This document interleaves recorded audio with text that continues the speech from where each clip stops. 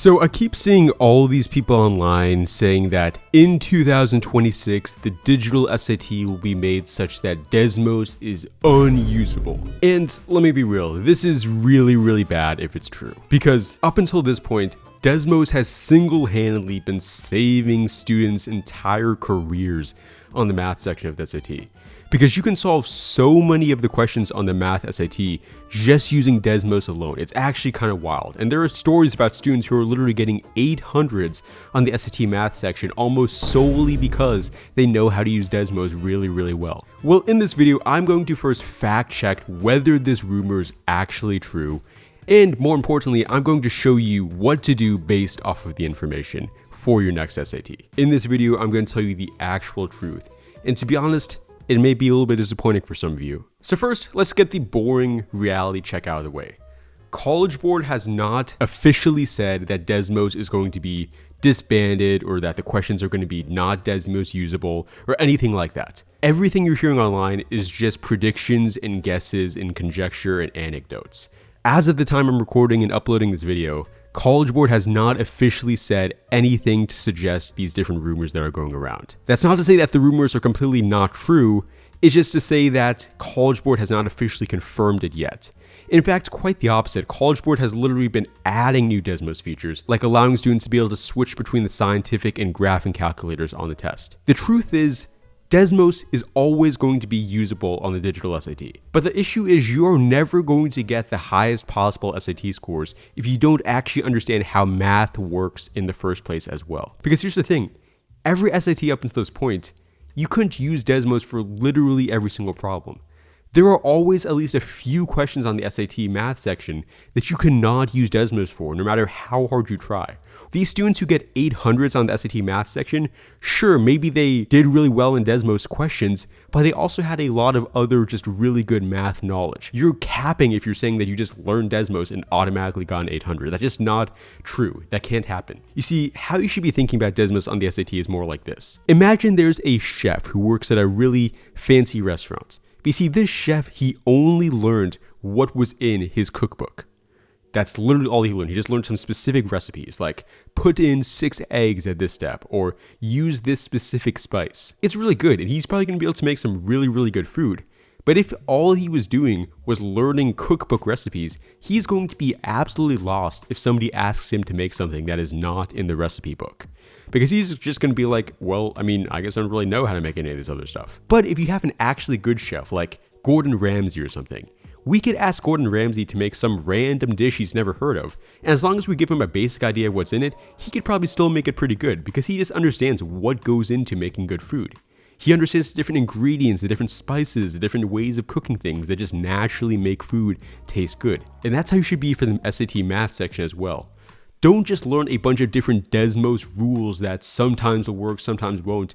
Actually understand how the math works, and the Desmos stuff and the non-Desmos stuff will be made much easier as a result. Let me give you a quick example of this. Look at the problem that you see on the screen right now, and think for a second how you could probably solve it. Now, for a lot of you probably just think, okay, why don't I just put this into Desmos and see what happens? You see, all you get when you put it into Desmos is this thing, and you see, it may look like you can solve it really easily, but actually there's not really any place where it only makes one intersection. I mean, if you put it like this, there's always going to be 2 intersections between the 2 functions. And there's not really any easy place I can put. Like maybe if I went like really in depth and put a bunch of extra decimal points, but that would take like hours and hours to figure out. Like I'm not gonna be able to do that on the SAT. How I actually need to solve this question is by using the discriminant. Okay, so I just went ahead and wrote how you actually can solve this problem using the discriminant. I know this looks like a ton of work, but honestly, it's not too complicated. Basically, all I did is just rearrange the equation, then put it into the discriminant, and then finally see what the discriminant gave me. And then I check it finally using Desmos to find what these added up to. So not as bad as it looks. But ultimately, if you did not know how to use the discriminant, you never would have been able to solve this SAT problem. Just would not have been able to happen, honestly. So let me show you the 3 things you need to do immediately after watching this video now that you know this information. First, you actually do need to learn Desmos. I know what you're thinking, like, wait, didn't he just tell me not to do this? No, that's not what I'm saying at all. I'm saying you actually still do need to understand how to use Desmos on the SAT. It's just that you need to also learn the conceptual math behind it as well. And unless College Board really makes some big changes to the test, It's going to continue being this way, where Desmos can be used on a lot of questions. Now, I would specifically recommend going to my own YouTube video on Desmos that you can see in the top right-hand corner of this video. The reason why I suggest mine is not just because it's my own video and everything, but also because I actually explain how to use Desmos in a kind of first principles, basic, conceptual kind of way. I actually try to explain in this video how the different techniques work and why you should be using those techniques rather than just some random thing you heard from some guy on the internet or something. Second is actually learn the math concepts. Let me just give you a brief rundown of all the different concepts you need to understand before you take the SAT. First, like basic algebra. This is stuff like doing operations, adding stuff, subtracting stuff, dividing, multiplying. Then inequalities. Understand how this stuff works. Math terms. Be able to transfer words into math. Functions and transformations. Be able to understand what a transformation actually does to a function, like this one on the screen. Linear equations and systems of equations. Be able to understand what a system of equations is actually showing and why it works the way it does with the different intersections and why each of those gives a different amount of solutions. Exponential growth and exponent rules. Understand why this is an exponential function and also understand the different things you can do with exponents to manipulate them. Quadratics. I know I'm just putting quadratics on the screen here, but this includes everything with quadratics. Stuff like discriminant, stuff like factoring. You need to know all of that before you take the SAT. Polynomials. This is not really talked about that much, but it does end up showing up on the SAT sometimes, so you do need to understand it. And finally, rational functions. When you see a function like this, you can't just run away and cry because this is something that shows up on the SAT, and it can't always be solved just with Desmos alone. And then my final thing is, whenever you're using one of these concepts, actually try to think about why the concepts work.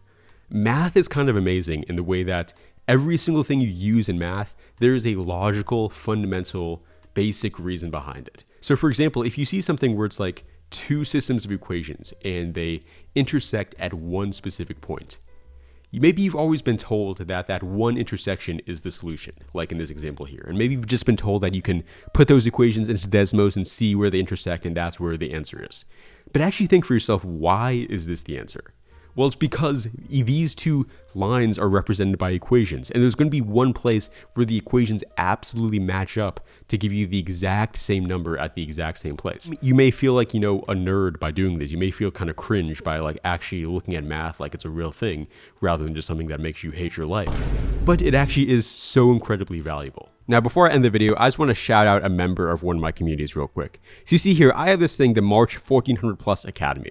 Basically, the way this works, this is an all-in-one SAT prep software. It has a ton of resources, including my full SAT prep courses, which actually do cover literally everything I went over in this video in much greater depth. But what's really amazing about this is that every single person in here gets to be part of this reward system, where essentially every single day they study, they unlock XP, and then they can use those XP on a bunch of different things you can see on the screen right here. But the biggest XP amount is a shout out and an appearance in my upcoming YouTube video. One member here, LavaCube, actually unlocked that reward, and so now he has the chance to appear in this video that you're seeing right now. If you got to this point of the video, comment W LavaCube.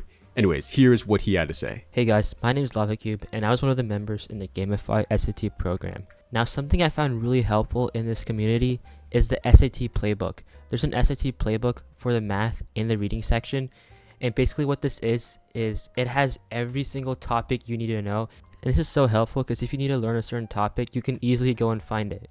And I'll be honest, my first practice SAT was super bad. And within the first 2 weeks, I increased my score by 110 points. So if you're a gamer or if you're someone who wants to increase your score, this community definitely helps. This SAT, yeah, it's pretty mean. Trying to judge my whole life off a test on the screen. One shot, one run, no pause to rewind. If I panic, I'm done. If I trust, I'll be fine. Yeah, this SAT got my chest on freeze every second on the clock. Trying to